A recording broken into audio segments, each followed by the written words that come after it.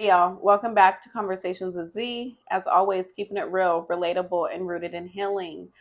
This is my very first podcast episode, and we will be talking about accountability. I have my lovely friend here, Sarah. She is also a therapist, and I just want to kind of get her intake as far as accountability within women. So let's get into it. How do you feel in regards to accountability within women and how we approach it, how we navigate it, how we heal from it, how we learn from it, all that good stuff? Accountability is something that is really talked about like it's a very easy thing to have. And I don't think it is. I don't think that as a society, as kids, as parents, as partners, as truly any identity that you have, we really respect accountability because then accountability requires a lot of things. It requires you to say something's wrong. Yeah. Or it doesn't necessarily have to be wrong. It could just be something you don't want. Right.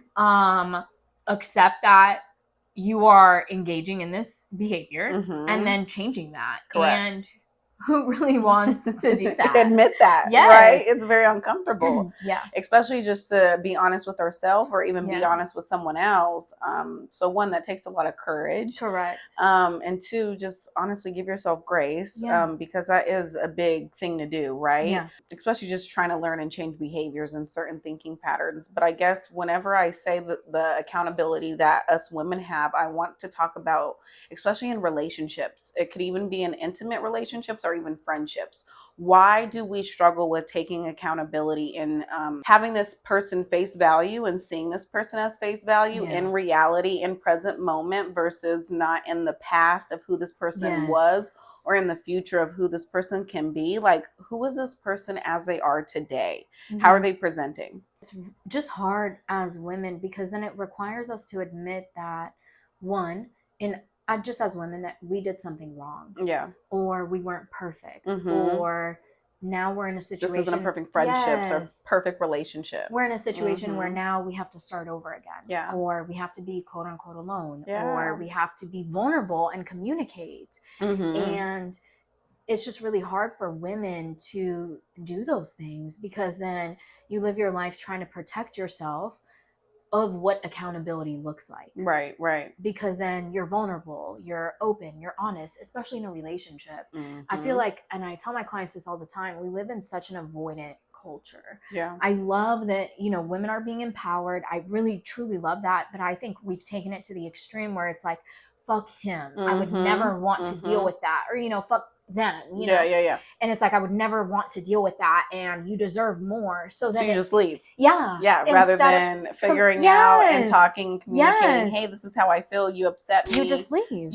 And then you continue this avoidance because then it's like, well, myself, I'm not even realizing my feelings. It's just like, I need to go. Correct. And then the pattern continues to reemerge. Absolutely. And there's nothing that changes. But really going back to your question, we lack the support in ourselves, in our relationships, in our friendships to have that accountability, especially when it comes to love. Yeah, correct. In relationships or in a future partner. Because then it requires, we were having this conversation before and we were talking about how women are taught to only receive validation from men. Or whoever, they your want their partner. Yeah.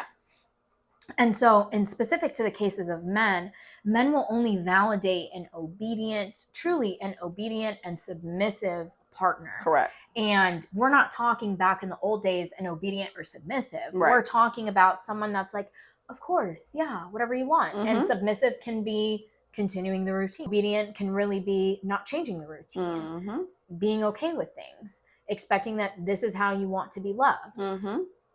Like you had mentioned this the other day, it's like maybe obedient means loving your partner in their love language. Correct. But not asking for your own love language or to be loved in that. And, obedience can look like only loving others. And I think that's why women are struggling a lot with being a girl's girl. Yeah. Because then a girl's girl requires you to be vulnerable. Correct. Take accountability, be honest, be accepted for being a imperfect person. And sometimes it's just easier to be I don't know, valued for other things. Absolutely. I think I like what you said as far as just support within yourself and the people that you surround yourself Yeah. with, because the support that you haven't within yourself, if you don't believe in yourself and willing to figure out, hey, what do I need to change? And then going to your support system and saying, hey, what is your feedback? What are you noticing? Are you seeing anything different? Yeah. Right. So if you are unable to keep it real from that point, it's kind of hard to be accountable at that point. Yes, back to what you say before every video, like keeping it real and relatable and rooted in healing. That's just how people should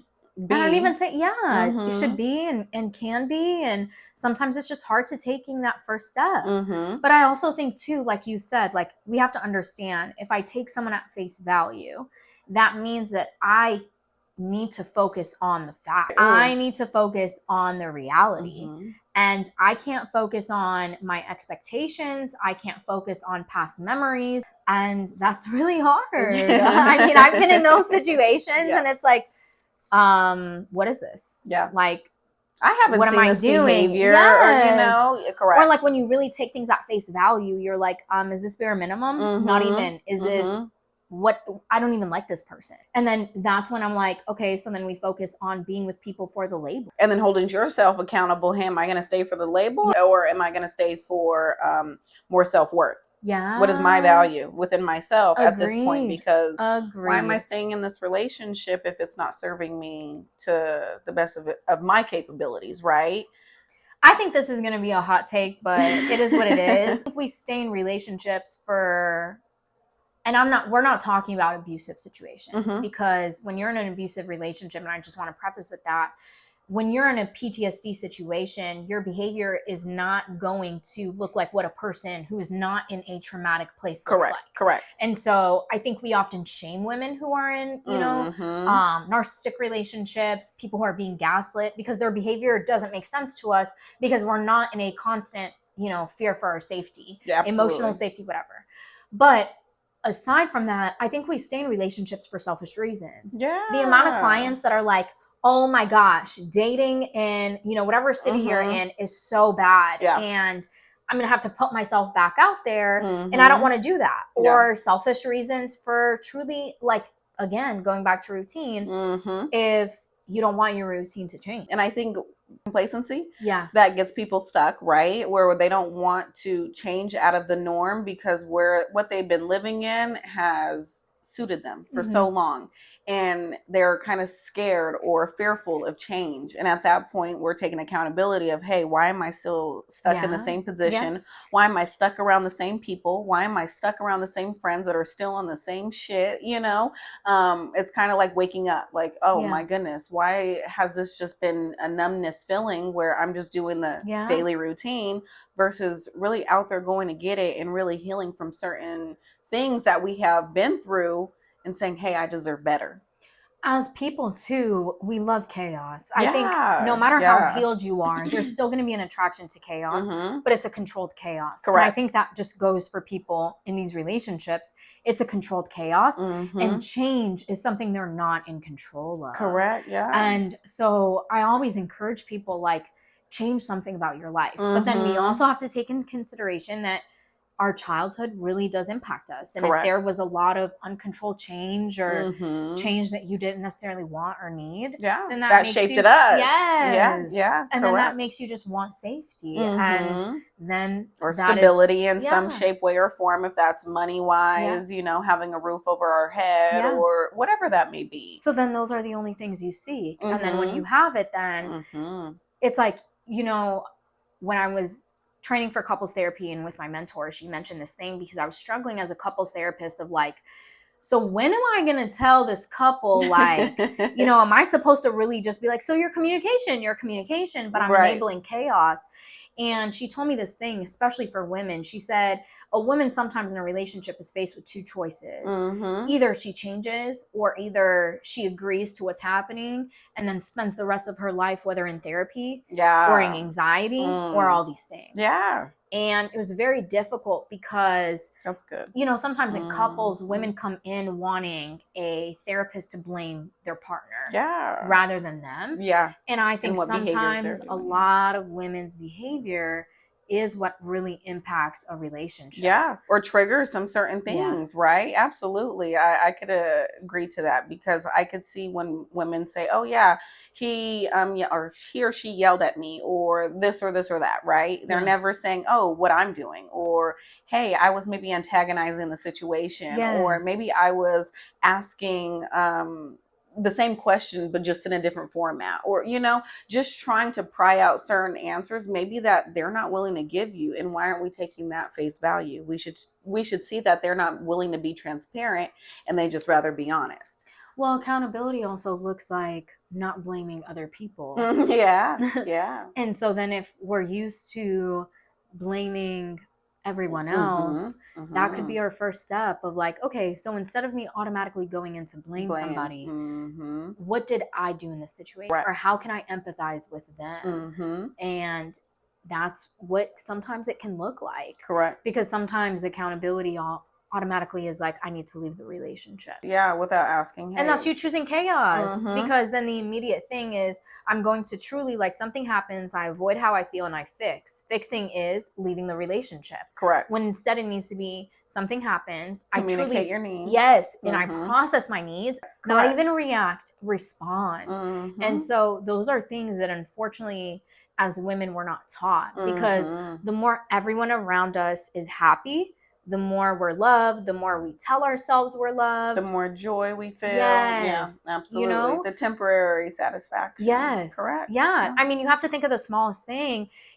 Myself, I always tell my friends, I love hosting a good get together. Now, my close friends, which you've been on the other side of the phone, where I'm stressing in order to have that presentation and crying about it and sacrificing my needs and etc. But then I tell myself, but they're going to be so happy when they try everything. Okay, but I can be happy that they're happy, but my identity cannot be like, this is what must happen in order for me to maintain my friendship. I think since we're on the topic of accountability and just taking accountability, how do we take accountability? I think we should just ask ourselves, hey, what did I do wrong in the situation? Yeah. Where can I take my fault, right? Where did I do wrong here?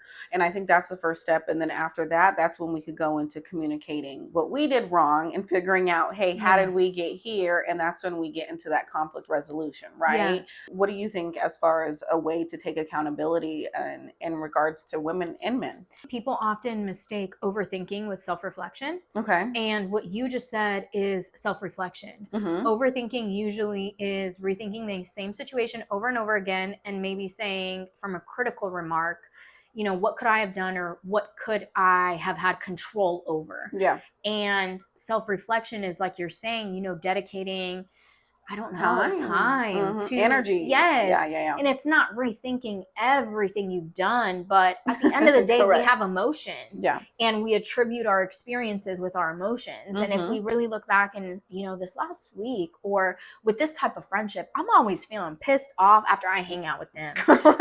Or all these things. Yeah. Or all we do is party, or all we do is this, or, right? The negativity. Yes. Instead of being like, okay, well, I'm just going to cut this person off. What about this dynamic is bothering me? Yeah. What am I doing to enable it? Yes. Realizing that I'm experiencing an emotion multiple times. Okay. Instead of labeling, let me reflect on what does that look like to me? Correct. What's been causing me to feel that way?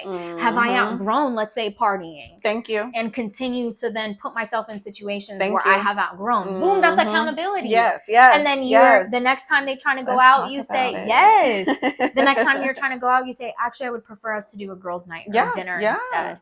You've done the first step. I could share my own experience with that. Take my professional hat off and really personal right now, where I have been through many relationships, friendships, right? Where I'm just like, I have outgrown this friendship. I am no longer into the partying or doing this or doing that. I want to have more intention with my life. And here I go. I'm taking accountability where I don't want to do that anymore. Yeah. When you're calling me for girls' night, I don't want to do this. I want to do this. I want to go. I want to stay in, right? I want to have more intimate, deep conversations about where can we go in the next 5 years? Yeah. Girl, where can we start a business, right? I'm not talking about where we're about to go party. Yes. Right? Yeah. That's something that I just want to level up on. I want to grow. I don't want to stay complacent and be on the same stuff from, 5 years ago. right? Professional hat off and really personal right now, where I have been through many relationships, friendships, right? Where I'm just like, I have outgrown this friendship. I am no longer into the partying or doing this or doing that. I want to have more intention with my life. And here I go. I'm taking accountability where I don't want to do that anymore. When you're calling me for girls' night, I don't want to do this. I want to do this. I want to go. I want to stay in, right? I want to have more intimate, deep conversations about where can we go in the next 5 years? Girl, where can we like start a business, right? I'm not talking about where we're about to go party. Right? That's something that I just want to level up on. I want to grow. I don't want to stay complacent and be on the same stuff from, 5 years ago. Right? I just want change. I think we're preaching depth, and in order to gain depth, you need self-reflection. You need to reflect on what your purpose is. Correct. You need to really think about all these things, because at the end of the day, we live in a society that values and validates surface level conversations. Once you go any depth, you're crossing my boundaries. You're, and those aren't boundaries, they're barriers. And so then, no. So it's like, okay, how can I do that within myself? And I'm a firm believer of that. Every choice you make brings you closer to your next step in life. Correct. And so you do the self-reflection, then you realize, for example, in that example, I'm out of the club scene. You start joining, for example, craft club, a run club, a book club. You will start then attracting relationships. That type of energy. Yes. I mean, I'm a firm believer in the relationships that I have had, love my childhood friends, we'll keep in contact with them. But the women that I have in my life now represent a truer version of myself. And that's because, unfortunately, you outgrow certain people, and it's no bad blood. You just don't have what I need in a relationship anymore. Absolutely. Can you self-reflect multiple times throughout the year, monthly? What do you suggest as far as to truly take accountability in everyday lifestyle? I always tell my clients this, and you start slow, but my slow is a little bit extra slow. Yes. Not as fast as my pace. Yes. And I think it's just more of like, there's this thing called a feelings wheel. There's something like that. And if it's every day writing down the emotion that you felt, then you realize, what is the regular emotion that I'm constantly feeling? What's my baseline? And if my baseline is always anger, okay, I don't deserve to feel angry. Correct. Because you have to think too, that the way we think validates our behaviors. And if I'm always angry, everybody's upsetting me, everybody's doing me wrong, then it validates me being avoidant. Me honestly sometimes being an asshole. Me not being willing to have empathy for other people or see a different situation. And I think that's where those behaviors then, when we realize how we're feeling is what I'm trying to say is then you can change. Because who wants to feel angry all the time? Not me. Yes. Right? So that's when we want to attract different things. Absolutely. So I guess once we make that into our everyday lifestyle to take accountability, and you're right, we don't have to do this every day where, we're overthinking or anything like that, but just having those in-depth conversations with those that have emotional intelligence. Yes. I want to go back to literally what I said. Self-reflection is looking at yourself from an acceptance point. You know what? What did I do? Overthinking is, what didn't I control? And it's okay to not be in control of everything. I always like to tell my patients, what are you in control of versus what you are not in control of? And it's almost like where I pull up a graph and I show them, hey, these are all the things that you have control over versus what you don't. And it's kind of like, oh my goodness, wow, you actually put in perspective. I have control of more things than not, and I have been controlling things that are not in my control. Those are others' reactions, others' emotions. Correct. Something like that, right? And here we go now taking accountability of, hey, I've been in the things that I cannot control versus what I can control. Absolutely. Do you feel like accountability is just for validation or reassurance?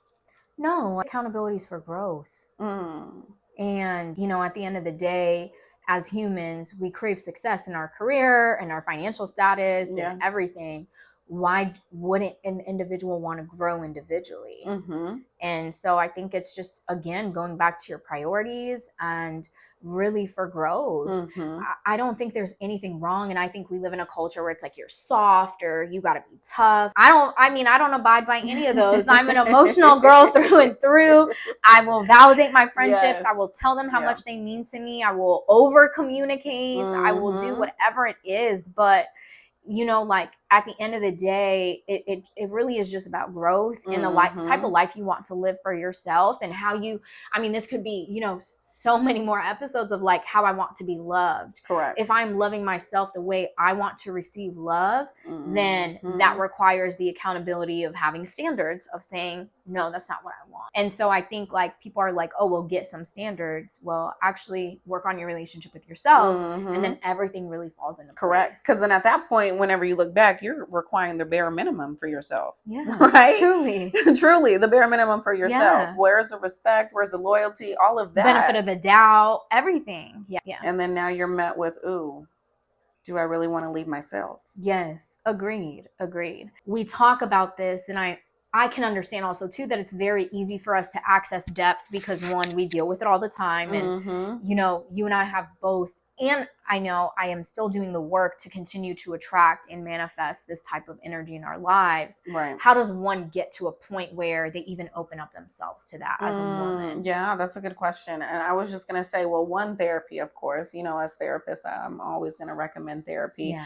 But I think the other one is journaling. I know people hate journaling and they're like, oh, it's just a stupid notebook or anything like that. But even if we could have that, right, where you're writing down your thoughts and anything like that. And then 3, I would also say your support system.